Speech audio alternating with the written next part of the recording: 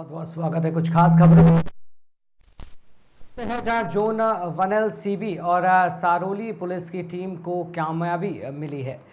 तो इस वक्त की आपको हम सूरत से खबर बता रहे हैं, जहां पर no drugs in Surat city campaign अंतर्गत सारोली पुलिस स्टेशन में मादक पदार्थ गांजे का केस खोज निकाला है।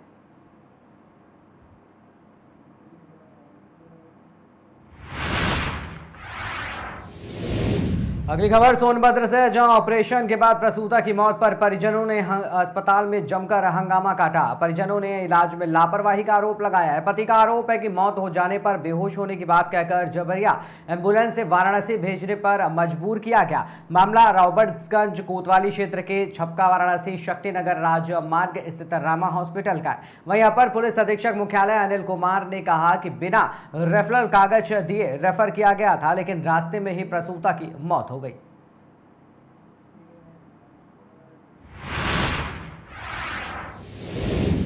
खबर यूपी के उन्नाव से, जहां सिकंदरपुर सरोसी क्षेत्र ग्राम समाज की जमीन को लेकर विवाद छिड़ा हुआ है। आपको बता दें, थाना गंगा घाट क्षेत्र लंगड़ापुर गांव में अधिकतर लोग ग्राम समाज की जमीन पर घर बनाकर रह रहे हैं। ग्राम समाज की जमीन पर ग्रामीणों का रहना लंगड़ापुर ग्राम प्रधान को नहीं भा रहा है। ग्राम प्रधान का कहना है कि मुझे पैसे दो तब घर बनाकर रहो, जिसको लेकर गांव के एक निवासी से जमीन खाली करने को लेकर कहासुनी हुई, जिसके बाद दोनों पक्षों में गाली गलौज होने लगी। ग्राम प्रधान ने ग्रामवासी को पीट कर लहूलुहान कर दिया। वहीं पीड़ित ने सदर कोतवाली पहुंचकर न्याय की गुहार लगाई है।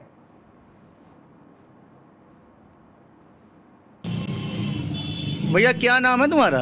अमरचंद। अमरचंद। कहाँ रहते हो? लंगड़ापुर। थाना गंगा घाट। ये आपके मार कूट हुई है, कैसे हुई है, क्या मामला था, पूरा बताइए। ये हमारे भाई के यहाँ कल 30-40 आदमी गए थे घर गिराने, और जब पैसा मांग रहे थे, पैसा नहीं, मारने की धमकी दी। जब हम लोग बचा के घर भाग गए, सुबह विधायक जी से बात हुई, हम लोग यहाँ पे आए तो पीछे से वो लोग आए और हम लोगों के ऊपर हमला कर दिया, ईंटों पत्थर से मारने लगे। कौन कौन था? अखिलेश प्रधान थे और उनके पिताजी। पिताजी का क्या नाम है? रामोतार।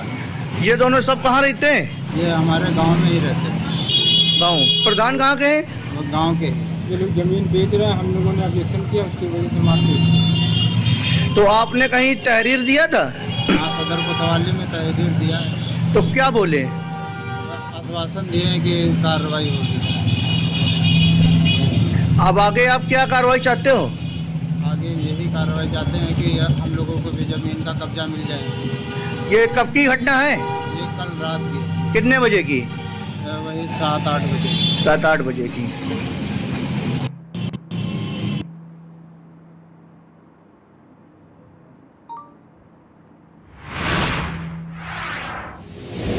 सोनभद्र के थाना हाथी नाला क्षेत्र के गढ़रवा गांव के जंगल में जलावनी लकड़ी लेने गए वृद्ध व्यक्ति का संदिग्ध परिस्थितियों में शव मिलने से क्षेत्र में सनसनी फैल गई।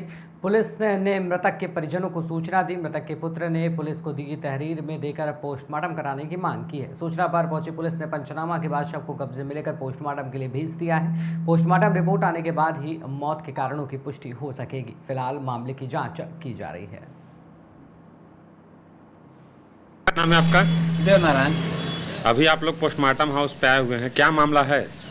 मामला यही है, ये कल जो घटना हुआ है जी, ठीक ना, वो जैसे मृतक में से मारे होंगे, जैसे गिर के मारे होंगे। लकड़ी लेने गया था। कहाँ गए थे लकड़ी लेने? वो जंगल में। अच्छा। वो घटना हो गया। हाँ और फिर कोई 3-4-5 बजे कोई आदमी देखा, हाँ तो फोन किए, हाँ। तो फिर बताए। अच्छा। और तब सब जुटे थे, प्रधान सब। जो मृतक हुए हैं उनका क्या नाम है? देवधारी। उम्र कितना होगा? 55 से कम नहीं होगा, हमारा से बड़ा है। अच्छा। उनके पिताजी का नाम देवधारी के? भोला। घर कहाँ पड़ेगा? कहाँ गए थे? जंगल। गरदरवे के जंगल में? गरदरवा के ही जंगल में गए थे, कहीं और था? जंगल में गए थे, वो बेचता था, लड़ता था जंगल झाले में। कैसे हुआ घटना? अब कैसे हुआ इसको तो हम नहीं बताते। वो हम देखे जे है वैसे गिर गया, हाँ उसी जगह नाला में गोड़ उसका गया, मुड़ी इधर था, खत्म हो गया। अब हम कैसे आ गए? पुलिस को सूचना दिए थे? सब हुआ है। नाम है आपका?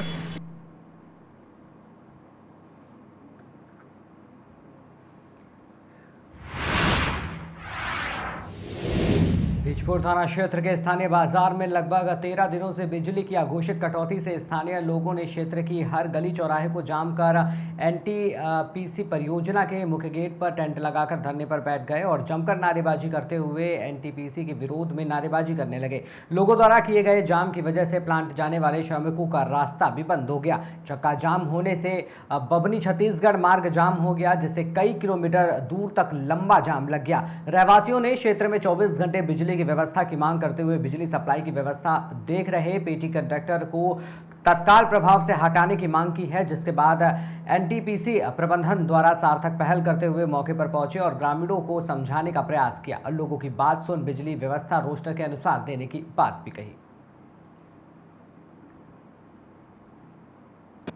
सर ये बताइए, यहाँ कब तक आपूर्ति चालू हो जाएगी या कैंप, क्या इसी सूचना में कैंप? कल से सारे अपने अधीनस्थों को बोल देंगे कि कैंप लगाना शुरू करें और जो आपकी 5 पोल की लाइन है उस पर हम कल से काम कराना शुरू करते हैं मटेरियल। तो यहाँ कितने दिन में आपूर्ति, जो यूपीसीएल की लाइट है, कितने दिन में आप कनेक्शन दे देंगे? आपूर्ति चालू करने क्या है ऐसा योजना? क्या 3 से 4 दिन में हम उसको कनेक्शन वो लाइन बना देंगे और फिर साथ ही साथ कनेक्शन दे देंगे। तो क्या डोरहर से होती बीजपुर के लिए कि कहाँ पूरे? बीजपुर का है।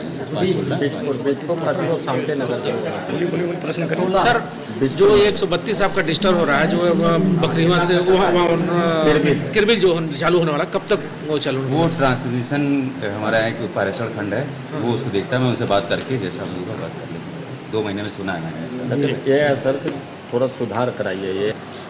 आज यहाँ एनटीपीसी रिहंद में एक मीटिंग रखी गई थी, जिसमें कि जो यहाँ के जनता है उनके प्रतिनिधि और शासन की तरफ से जिलाधिकारी यानी मैं और सीओ साहब और एनटीपीसी प्रशासन की तरफ से जीएम साहब और कई लोग उपस्थित थे।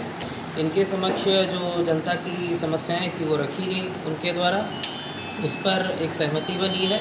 उसी सहमति के आधार पर हम आगे के डिसीजन लेंगे और जल्द से जल्द जो समस्याएं हैं उनका निस्तारण। सर विद्युत आपूर्ति कितने दिन में सुधर जाएगी? क्या विद्युत आपूर्ति के बारे में जो है इसमें डिसीजन भी हुआ, बात भी हुई और जो समस्या आ रही है उसके संबंध में ये बताया गया कि वो ओवरलोडिंग की समस्या है, तो जल्द से जल्द हम ओवरलोडिंग को कम कराकर और फिर हम विद्युत आपूर्ति वापस बहाल करने की कोशिश करेंगे।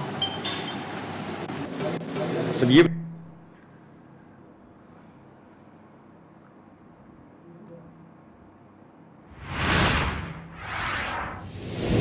लखनऊ संगीत नाटक अकादमी के संत गाडगे प्रेक्षागृह में कामायनी संस्था की ओर से शुक्रवार को नृत्य नाटिका वतन के वास्ते का मंचन किया गया। ऑपरेशन सिंदूर को अंजाम देने वाले देश के सैनिकों को समर्पित इस नृत्य नाटिका का निर्देशन पुनीत मित्तल ने और लेखिका छवि मिश्रा ने किया।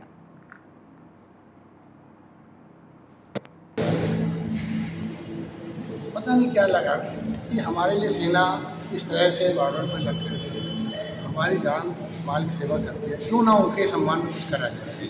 और ये सोच करके आज लगभग 20 दिन पहले हम लोगों ने इसको शुरुआत करी और आज इसको काम पर पहुँचे। सर आज नाटक में क्या क्या दर्शाया जा रहा है सर? आज का जो ये हमारे सेना के जवान का जो भविष्य है या समझिए वो किस तरह की जिंदगी जीता है उसके बारे में आज के कार्यक्रम के माध्यम से क्या संदेश देंगे समाज को?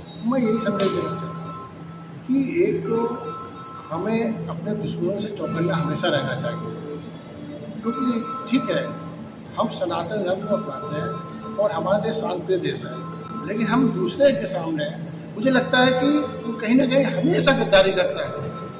यदि हम 1947 की बात देख लें तो 1948 में, 1962 में, 65 में, 71 में, उसके बाद 99 में, अभी 2025 में, उसका जिससे लग रहा धर्म यही है। तो हम लोगों को हमेशा चौकन्ना रहना चाहिए।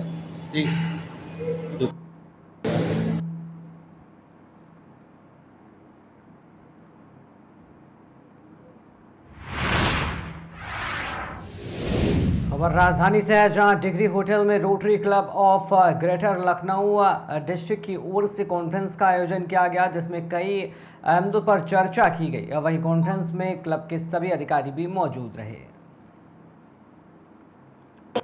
मंडल 31-20 का मंडलाध्यक्ष रोटेरियन परितोष बजाज लखनऊ से आज लखनऊ ग्रेटर की आधिकारिक यात्रा में आया।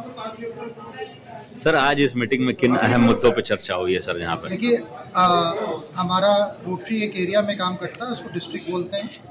हमारे डिस्ट्रिक्ट में 90 क्लब्स हैं जो पूर्वांचल के 32 रेवेन्यू डिस्ट्रिक्ट से बनते हैं।